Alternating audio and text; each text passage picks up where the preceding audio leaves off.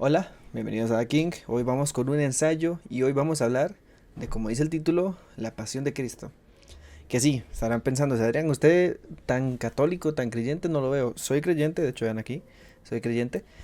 No creo en ninguna institución como tal, como para que piensen ahí que voy a ponerme en alguna influencia religiosa más por encima de otra, que más católico que cristiano, etcétera, etcétera. Son las dos que me sé, no me sé muchas. No creo en ninguna institución, simplemente creo en mi Diosito ahí arriba.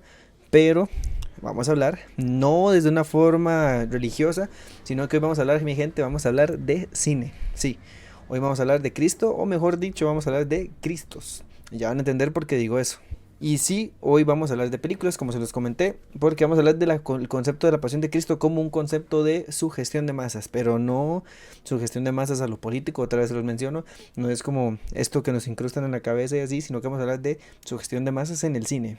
Pero como sé que mínimo una vez en su vida han escuchado este término, tal vez simplemente no les está llegando ahorita, voy a darles un ejemplo muy fácil. Creo que todos hemos visto El Resplandor y si no lo han visto es una película un poquito antigua para nuestras edades tal vez, pero es una película en la que el protagonista poco a poco va cayendo en la locura. Y como no lo representan, poco a poco él va viendo a la cámara. Él está aquí hablando con alguien, tum, viste a la cámara. Hablando, tum, viste a la cámara. Es algo muy común que hicieron en esa película. ¿Para qué? Para meternos en la cabeza que está loco, que es una persona con problemas, que es una persona que está cayendo en la locura y está empezando a salirse de la película. Esto es la sugestión de masas, como se los menciono. Es algo muy común, algo muy puntual que se hace en películas para incrustarnos una idea en la cabeza. Pero bueno, después de ese ejemplo increíble que me acabo de lanzar, creo que vamos a hablar importante de lo que es la pasión de Cristo, lo que significa esto en el cine. Ahora, ¿qué significa una pasión de Cristo? Bueno, estoy seguro que la mayoría ha llegado a ver una película donde se muestra el sufrimiento que pasó Jesús, la pasión de Cristo, la Biblia, creo que hay varias, incluso más aparte de estas, hasta series hay ya, donde se muestra qué pasó con él. Bueno, y todo el tema del Mesías y cómo lo representan, y bueno, ¿qué pasa a ustedes si en este momento yo les cuento que ustedes han visto la historia de Jesús mínimo unas 50 veces sin darse cuenta? ¿Cómo les queda Kira? ¿Cómo les queda el ojo? ¿Ah? Ah, ¿verdad? No, no lo sabían, no lo sabían. Y sí, la verdad es que la pasión de Cristo no es más que un gag, un acting, una serie de eventos que se pueden usar en lo que ustedes quieran hacer, libros, videojuegos, series, películas, cómics, lo que quieran. Es un gag que se puede usar para generar en el espectador un sentido de cariño, amor y hasta incluso un poco de respeto por un personaje que vive una serie de eventos en su vida que van haciéndolo como antes sentíamos miedo por lo que pasaba con la vista que hacían en la cámara en la película El Resplandor. Ahora más bien sentimos cariño y amor por esa persona que está pasando en la película. Y como sé que en este momento no me están creyendo o si lo están haciendo aún tienen como estas dudas de si esto es verdad o me estoy inventando aquí un término, este término existe. Yo le puse la pasión de Cristo porque siento que es literalmente lo que intentan mostrar, ¿no? La pasión de Cristo. Pero vamos a hablar de lo que es la figura mesiánica. Ese es el verdadero título o el verdadero nombre de lo que estamos hablando. Y que en realidad a grandes rasgos significa exactamente lo mismo que yo les estoy diciendo. Simplemente que yo le puse la pasión de Cristo como para que se viera un término mío.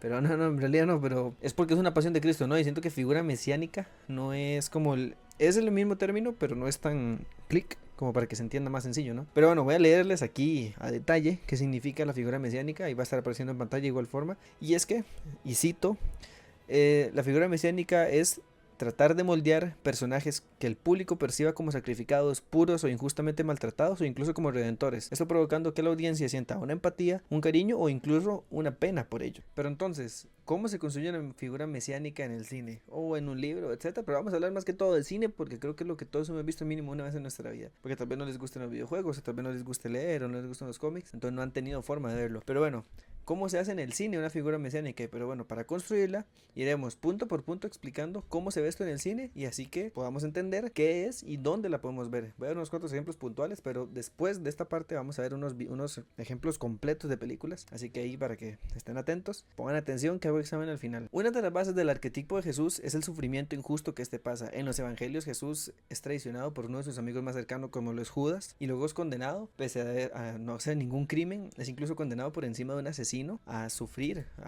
y morir y todos los sufrimientos que este pasa desde el momento que lo hacen cargar la cruz hasta el punto en el que muere.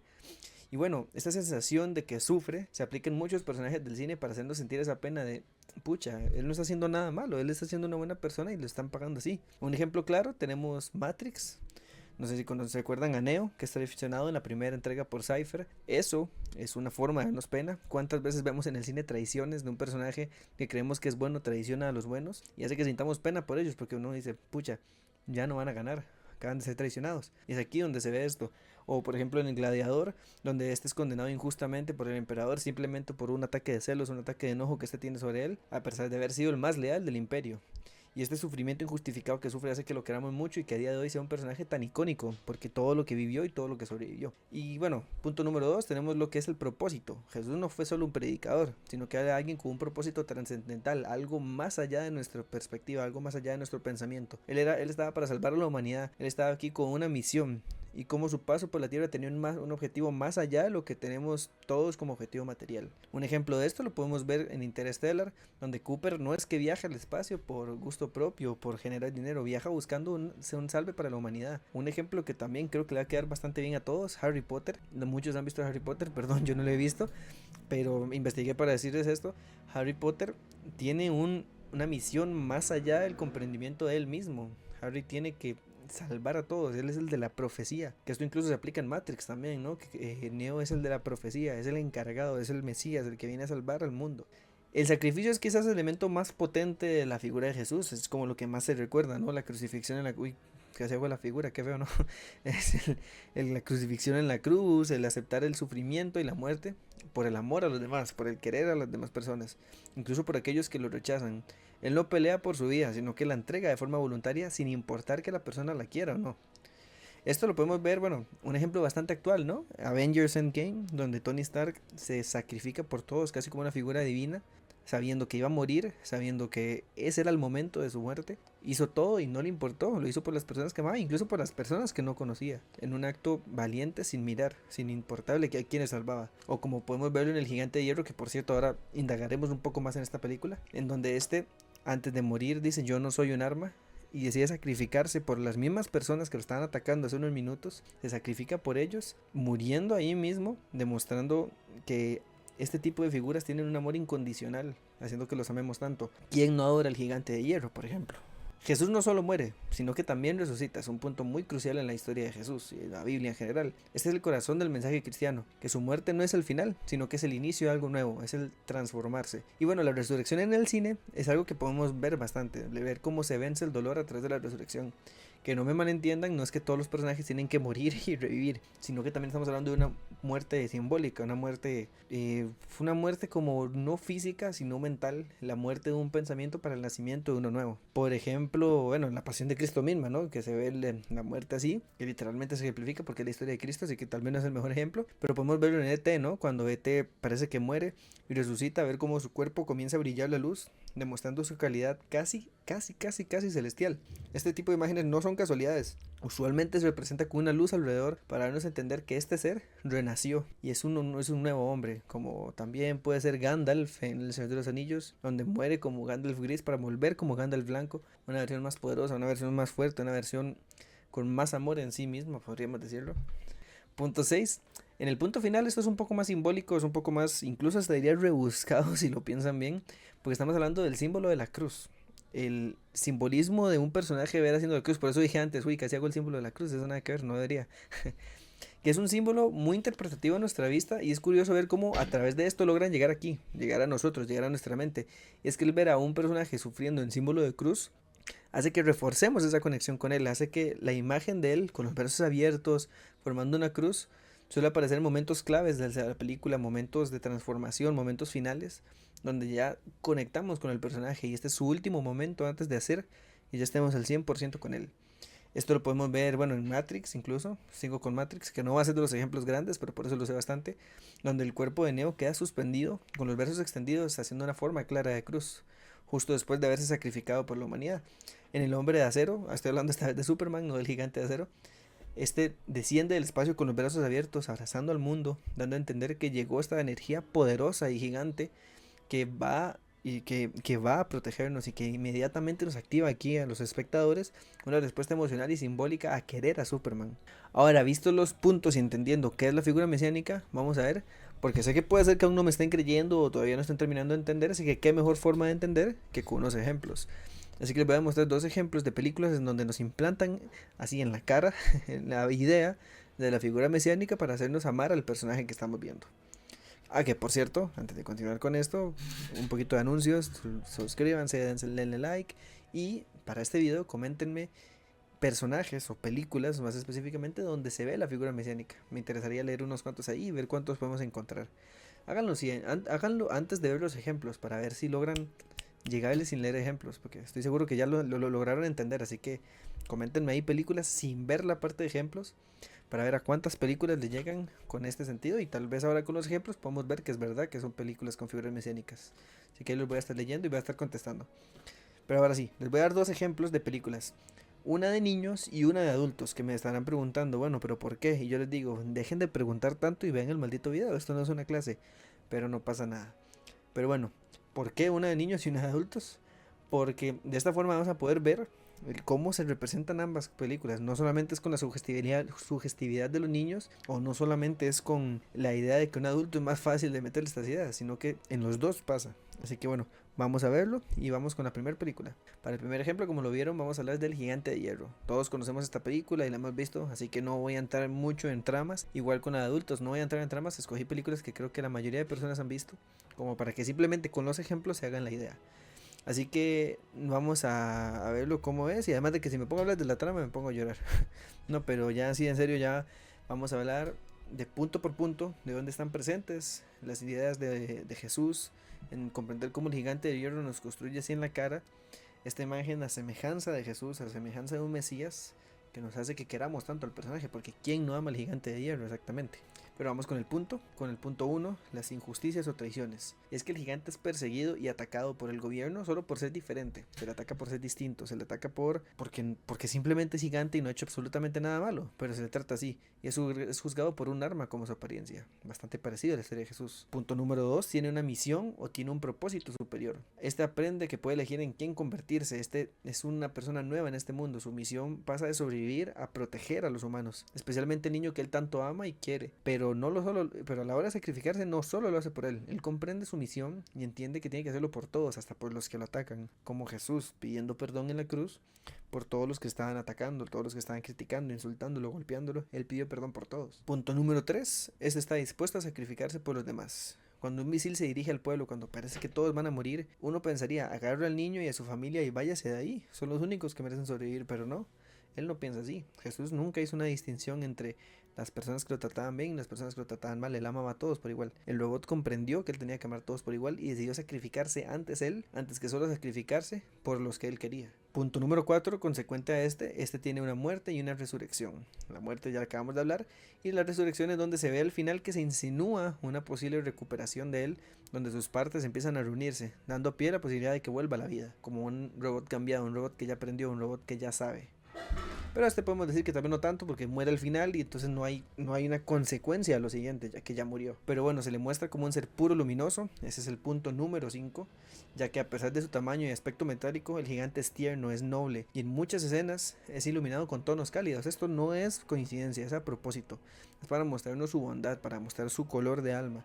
Un color cálido nos hace sentir esto es bueno, esto es lindo, esto es una buena persona como Jesús. Por último, la pose de cruz, junto antes del impacto, antes de morir, vuela con los brazos extendidos en una clara posición de crucifixión, mostrando su punto final, su auge, sus momentos finales, donde él mismo dice yo soy Superman, porque era como la persona al que él amaba, al que él sentía identificado con él mismo, y por la razón por la que hace todo lo que hace. Sé que estarán pensando en este momento, Batman no es una figura espiritual, pero espérense que veamos el punto por punto y entiendan la fuerte imagen mesiánica y de Jesús que carga la película sobre el protagonista, en este caso Bruce Wayne / Batman. Vamos con el punto número 1, sufrir injusticias o traiciones. Bruce Wayne como Batman carga con el rechazo de la ciudad, que él mismo está intentando protegerla. A pesar de sus esfuerzos, el mismo sistema que trata de salvar lo condena. Y es traicionado por la propia gente que confía. Harvey Dent, que se convierte en dos caras, etc. El mundo está en contra de él, pero él no está en contra del mundo. Él sigue protegiéndolos, sigue ayudándolos a pesar de que es tratado de la forma que es tratado. ¿A quién nos suena? A Jesús. Jesús es maltratado, es tratado como un loco, como un mago, lo que sea. Y él nunca para de ayudar. Él entiende que lo van a criticar y que lo van a atacar, pero que no es razón para dejar a la gente de lado. Punto número 2. Tiene una misión o propósito superior. Aquí tal vez Batman no es un propósito así místico aquí de salvar al planeta, pero es de proteger a su gente. No busca la venganza ni la gloria, sino que su misión es salvar a su pueblo, salvar a Gotham. Incluso si eso significa para él perderlo todo. Si es perder todo como Bruce Wayne, pero ayudar a la gente como Batman, él no tiene ningún problema. Él mismo lo dice, yo no soy un héroe, yo soy lo que Gotham necesita que yo sea. Su propósito es más grande que su propia identidad, como Batman o como Bruce. Punto número 3, está dispuesto a sacrificarse por los demás. Al final de la película, Batman se culpa por los crímenes de Harvey, y para preservar la esperanza de que Dent sea una figura representante de un buen mundo, porque él sabe que él no va a ser esa figura, él se sacrifica, decide cargar con la mentira por Gotham, decide hacer a la gente creer que él es el malo, hacer que haya fe en la justicia, incluso haciendo que esto signifique que todos vayan contra él. Es un sacrificio consciente, moral y emocional el que este representa en esto. Se desinteresa de cómo la gente lo va a ver a él, sino que le interesa el bien de la gente, algo que Jesús totalmente hacía. Jesús no le preocupaba cómo se veía, no le preocupaba si hacía una acción que tal vez para algunos no se veía bien, pero él sabía que estaba protegiendo a todos al hacerlo. Punto número 4, este muere y tiene una resurrección. En Batman creo que lo vemos en dos puntos, lo vemos en la número 2 de Dark Knight y lo vemos en la 3 como en la película de esta Ascension, creo que se llama. Pero no vamos a hablar de la 3, vamos a hablar de la 2. Y es que este muere, muere de una forma física, pero a la vez no, porque el disparo y demás nos hacen representar como que muere entre comillas, pero no muere, sino que muere de forma simbólica, desapareciendo, pasando de ser este vigilante que la gente odiaba, el caballero oscuro, pasa de ser un mito, una leyenda negativa, ¿no? Una leyenda urbana, hay que tenerle miedo, a ser un mártir, a hacer esta resurrección simbólica que lo hace ver morir como héroe y resucitar como una leyenda, como el ser que Gotham necesita y no como el vigilante que Gotham tiene que sacar de ahí.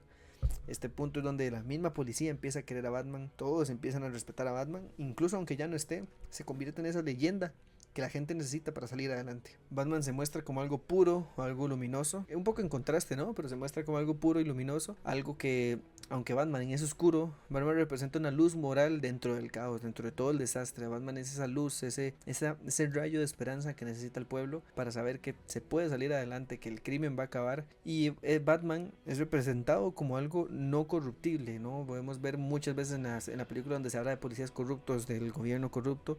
Batman no es móvil. A Batman nadie le puede romper sus creencias y su forma de ser y su forma de proteger a la gente. No hay dinero que compre la forma de ser de él. Algo que es muy destacable y algo que representa muy bien a Jesús como esta figura que no se interesa en lo material, se interesa en lo espiritual, se interesa en proteger, se interesa en el bien, no en todo lo que haya. Y cuando todos fallan, él como héroe siempre va a estar ahí para resucitar, para ayudarlos y para aparecer y ayudar a todos en su código ético, en su forma correcta. Es en varias escenas, especialmente al final cuando lo vemos que escapa herido por el bosque, cuando acepta su papel como el villano. Hay momentos visuales donde se le encuadra de espaldas, con los brazos ligeramente abiertos, con las luces dándole de frente, como una figura crucificada, dándonos esta simbología de cargar con el pecado de todos los demás. Porque es literalmente lo que hace en la película, ¿no? Él decide cargar el pecado de ser el villano, de ser el malo, a pesar de que él sabe que no lo es. Pero él decide cargar con esta imagen para que la gente empieza a querer otra vez, empieza a creer en el poder, en el gobierno, para que la gente empiece a creer en la policía, empieza a creer en algo. Él decide cargar con este peso, cargar con esa cruz representada en el dolor y en el ser un villano. Ahora que vimos los ejemplos, creo que ya nos quedó bastante claro que es la figura mesiánica y cómo esta se implementa en el cine. Y al final, no importa si estamos viendo una película animada, un thriller oscuro de superhéroes, una película moderna, una película futurista, una película del pasado, la figura de Jesús sigue viva en el cine y es usada mucho más de lo que creemos. Como les dije, coméntenme allá abajo todos los ejemplos que a ustedes se les ocurra. Si quieren ponerse ahí a redactarlo en largo, invitados a hacerlo, me encanta leer ese tipo de cosas, entonces no pasa nada. Pero más allá de la religión, este arquetipo conecta con algo profundo humano, la idea de que alguien sufre por los demás, la idea de que alguien elige el camino difícil, porque usualmente como humanos decidimos el camino fácil, el camino material, el ganar el dinero. Y es incluso bonito ver cómo hay héroes, hay personas que no lo hacen, deciden ir por lo difícil, deciden luchar por algo, deciden amar incluso cuando este amor no es devuelto a ellos y que entregan su vida para que otros puedan vivir. Y eso es algo muy bonito que nos llega obviamente como humanos al corazón, algo que estoy seguro que si todos pudiéramos y tuviéramos la voluntad lo haríamos, pero es algo que no siempre se puede y por eso nos encanta ver esto en cine. Es que es ahí donde está el cine, que toca algo más grande que la pantalla. Nos hace llorar por un robot, nos hace conmovernos por un hombre enmascarado, nos hace sentir pena por estos, nos hace quererlos y verlos como una figura tan icónica y tan amada que trasciende los años, que reactiva este símbolo que llevamos grabado culturalmente desde hace siglos, ¿no? Yo tengo una cadena aquí de Jesús, todos tenemos nuestras representaciones de algo, porque ese amor nos encanta verlo representado en algo y es impresionante cómo a través de una pantalla, a través de una imagen, nos implementan eso y hacen que hasta lloremos por ellos. ¿Quién no ha llorado con la película Gigante de Hierro? ¿Quién no ha sentido, vamos, Batman la logró viendo la película? Es así, porque así no lo implementan. Y es que aquí es donde vemos personajes traicionados, sacrificados o colgados en una cruz, ya lo saben. Bueno, creo que colgados en una cruz es un poco fuerte. Si llegan a ver eso en una película, créanme que está bastante turbio. Pero es aquí donde entendemos que la próxima vez que veamos eso, ya sabemos que nos están implementando una idea. Nos están metiendo la idea de la figura mesiánica. Y esto no es nada malo. Al contrario, siento que es algo bonito. Es algo, una forma de tenerlos representados y de mantener la religión viva. De una forma creativa, incluso diría yo. Porque tiene que ser bastante difícil incluir esta historia en cualquier historia, ¿no? Así que bueno, ya lo saben, ¿no? La próxima vez que vean esto van a decir, uy, yo vi un video de eso. Porque va a ser Jesús reencarnándose una y otra vez, contando su historia siempre con un nuevo rostro. Pero bueno, ya dejémoslo ahí, porque me pongo muy reflexivo. Pero bueno, recuerden, esto es The King y los veo en el siguiente video. No olviden suscribirse y comentar qué les gustaría que siga haciendo el siguiente video ensayo. Ya saben, pueden ver nuestros vlogs de comida, nuestros vlogs en general, o pueden seguir viendo nuestros ensayos, que esto va a ser algo también recurrente en el canal, los video ensayos. Pero me gustaría que me comenten ahí, aparte ya, si ya comentaron lo de la película, uy, segundo comentario, responden al mismo o ponen un comentario aparte, no hay problema. ¿De qué les gustaría que hablemos? Hablo de cine, hablo de lo que quieran, yo aquí me hago experto de lo que necesiten, yo hablo de lo que gusten. Pero bueno, así que nos vemos en el siguiente video, ya saben, comenten si les gusta, si quieren ver más vlogs, más videos, hasta sketches, tenemos ahí en el canal para que se metan, síganos en TikTok, Instagram, todos salimos como Da King. Búsquennos bastante, queremos que se haga Da King un recurrente en las búsquedas, que si pones DAC, pum, sale Da King. Así que muchísimas gracias por vernos, gracias a Kevin ahí por la edición y a todos por estar viendo este video. Así que bueno, nos vemos la próxima y que viva Jesús, que viva Batman, que viva el Barcelona y que viva el sándwich de salchichón. Nos vemos.